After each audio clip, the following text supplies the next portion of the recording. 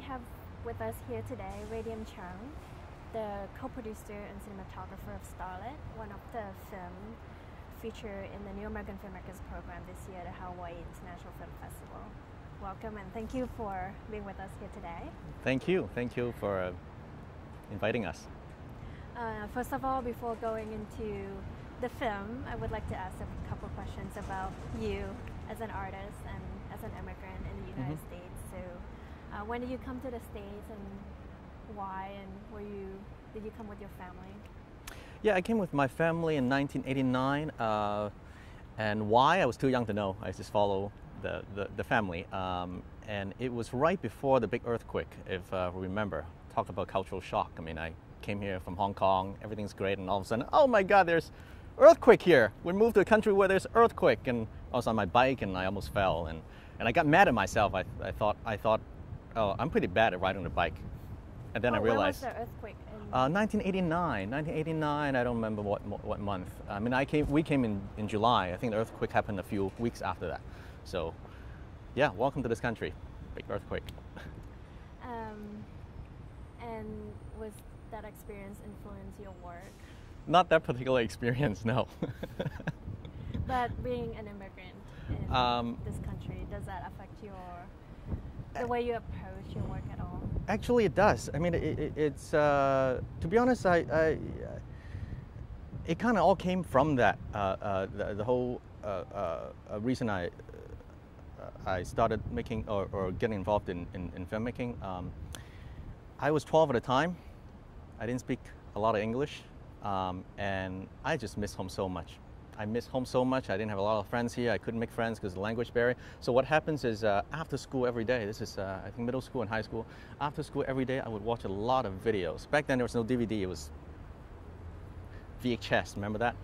And I watched a lot of Hong Kong movies. That's my only way to relate back to my home where I missed so much. So I would watch 2-3 Hong Kong movies or Asian movies or a day, daily. I would watch 2 or 3 movies a day for, weeks and weeks and months and a couple of years on and on. And that's when I really fell in love with this cinema. But you're also a photographer, so how did you get into photography? And from photography, how did you make the transition to filmmaking? Good question. I've always liked taking photos. I've always taken photos since I was very young, and I think as far as I can remember, like 10 or 11. And back then, obviously, there was no digital camera. Every frame, every time you press the shutter is costly because there's film, there's processing fee, and I would spend all my the little allowance I had from my parent. My father had a simple but decent camera.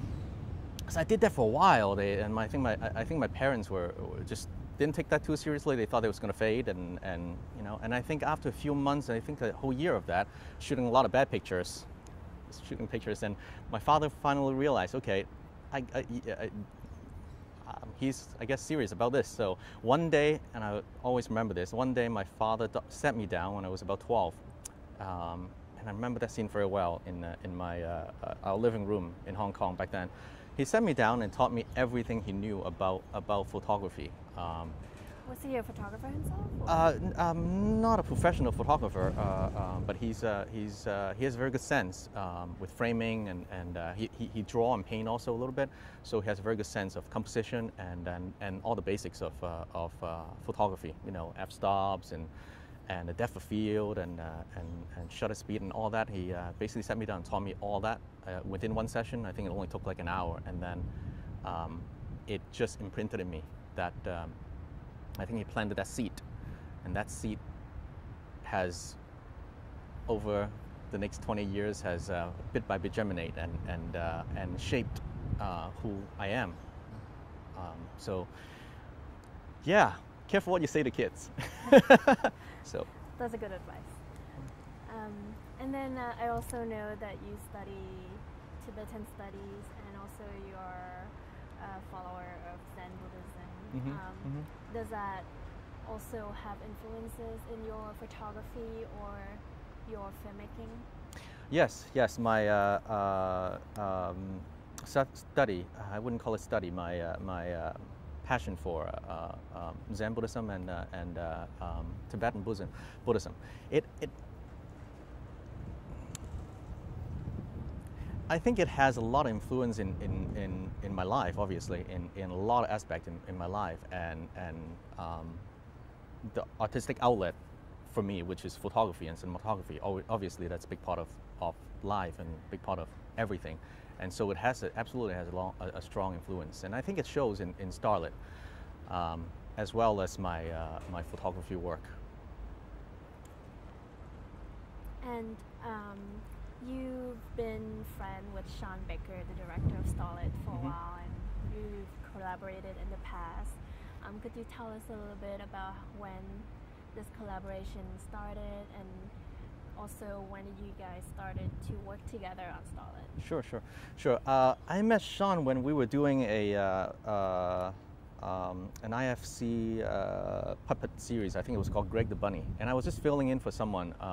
I wasn't involved in the whole series. I was just filling in for someone for the day, and I think we clicked right away, and we realized right away we shared a certain visual sensibility and just the whole approach to everything. And then I think by the end of I only did one day on that, we met, and then a few weeks later I got called for a rap party. I'm like, what rap party? I was only there for a day. I'm like, great. So I went to the rap party, and then that's when we started really talking, because during that day we're just working, didn't really have time to connect, but obviously we clicked. So during that party, I don't think Sean even remembered this, and he told me, we really like your work, and we have some features and other projects that's coming up. We'd love to talk to you more about it. And to be honest, I really did not take him seriously. These things, people talk about these things all the time. Yes, we got a movie coming up. We got this project. I didn't take him too seriously, and I don't think he remembers this. But I'm like, yeah, sure. I'm open to any any opportunities, of course. And then before you know it, I think a year later or half a year later, he was doing his last movie, the one prior to Starlet, called Prince of Broadway. Which is also a New American Filmmakers program a couple years ago. It was here a few years ago, right? Yeah. Yes, and he had his producer, Darren Dean, call me, and Darren said, Sean is doing this movie, this like really indie, low-budget movie, and he wrote a couple of scenes basically based on your apartment. Like, being in the business for about 18 years at the time, 17 years at the time, like, don't ever let anybody shoot in your apartment or your store or anything of that sort. But he put it like that. I'm like, I guess I have to let him shoot. He wrote the scenes, and so he came one weekend, or I think it was 1 or 2 days. Dead in the winter. It was snowing out. It was really a tough winter that winter, which showed in Prince of Broadway. There was some like really nice snowy scene with the prince with the baby carriage and whatnot. So he came, and not only I let him shoot in my apartment. So obviously I jumped in. We all helped, and we all worked together and created a couple of, I think, pretty nice scenes for Prince of Broadway. And I think that's when our rapport solidified and built from there. And then I think last year, a year and a half ago, we worked together prior to Starlet. We worked together on an MTV comedy series called Warren the Ape, and that's when we really got to like work every day. Some amazing reason we never got in a fight, because that happens, but we never had any. We had disagreements at times, but it was a great experience. We worked together for about 5 months straight. And then came Starlet. Great. And a couple months ago, we had dinner with Shih-Ching Shu, who Yes. is the finalist of the Creative Promise Prize in Filmmaking in 2009 of the Vilcek Foundation. And she's also a producer of Starlet. Mm-hmm. And she had told me a story about casting Sadie in a film. And yesterday at the screening of Starlet, you also told a story. So could you share this story again? Sure, we love telling that story. Basically, we were casting, as far as I can remember, I mean, this is like a year and a half ago, and I was focused on my side of the project, the visuals and the camera equipment and all that. But I know along the way that we were having a hard time finding the right actor for Sadie, the Sadie character. And we auditioned all kinds of, Sean, auditioned all kinds of people. And I remember coming in and out of the office, sometimes I see like these really, really strange looking people waiting to get into the office. I'm like, what is going on? I mean, one time I was kind of scared. This is in West Hollywood, and it was this older lady with big pink hair, and she looked 90. This big pink hair, and was wearing like she was going to a Halloween party. So we auditioned all kinds of people, and then just I guess couldn't find the right person for it. And one day, I believe 2 weeks before we started shooting, we still didn't have a Sadie yet, and one of our executive producer, Ching, also our costume and wardrobe costume designer. She was working out a few blocks from where we were staged, where we were staying in West Hollywood, and she found this cute little old lady in the gym working out at YMCA. So Ching approached her and asked if, you know, we're making this this indie movie, and would you like to audition? And I think Vilcek, her name is, Vilcek just lit up. She's like, you know, I'm 85. I've always wanted to be an actress. I've never had a chance and never been approached and never even tried. And dreams do come true at 85. That's a wonderful message for anyone who has not approached your dream. It's never too late. Hopefully we all don't have to wait till we're 85. But at 85, dreams still come true. And also from the screening last night, we had such a great Q&A section. You mentioned also a very cool story about your vintage Lomo camera lenses, which I'm a huge fan of. Can you Sure. You know, this kind of go back to your question earlier about how you know, Buddhism and Buddhist study influence my work, and I think it's collective. It's not just me, but for this movie in particular, there are a lot of I keep going back to this concept of karma. We really had really good karma. Things just came together at the right place at the right time. So that story we just talked about, the Sadie story, was just amazing. I mean, 2 weeks out before we were supposed to shoot, Sadie came along. And same thing with the lenses. From very early on, Sean and I wanted to shoot this in real anamorphic lenses, with real anamorphic lenses. There was choice of shooting spherical and crop it, Super 35, and, you know, letterbox it. Without going too deep into the reason why and why we chose to do anamorphic, we decided shooting anamorphic was the right thing to do for this project, and especially the locations we're in. So how do we find a set of anamorphic lenses that we could afford for the little budget we had? Prior to this movie, Starlet, Sean and I had been working on developing another project called Left-Handed Girl, which is still in development. And during the process of that, during the research of that,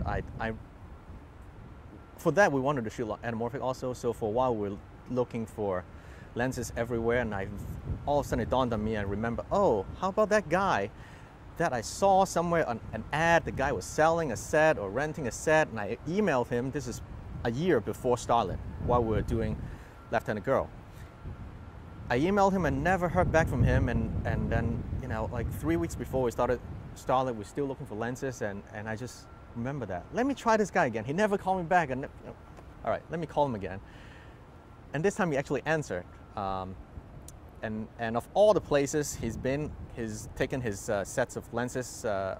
He ended up about 50-minute drive north of West Hollywood, where we were in the valley.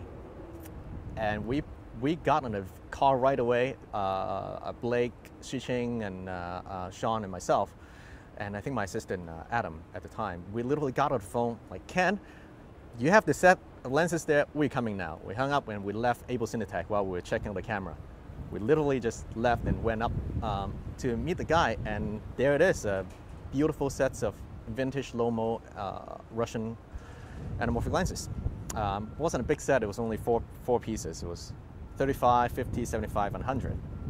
And they were just like absolutely, absolutely beautiful, and it was perfect. And it came to us literally 2 weeks, 3 weeks before we had to shoot. And So again, it's great karma. It's great karma.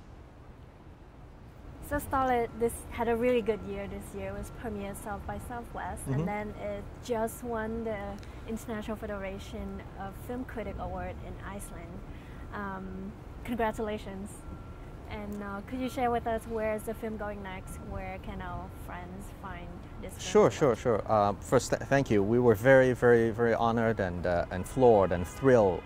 We got that award about 10 days ago in Iceland at the Reykjavik International Film Festival. So, where are we going next? Good question. Well, we have our theatrical-wise, we have our domestic opening November 9th in LA and New York, and hopefully open wider from there on.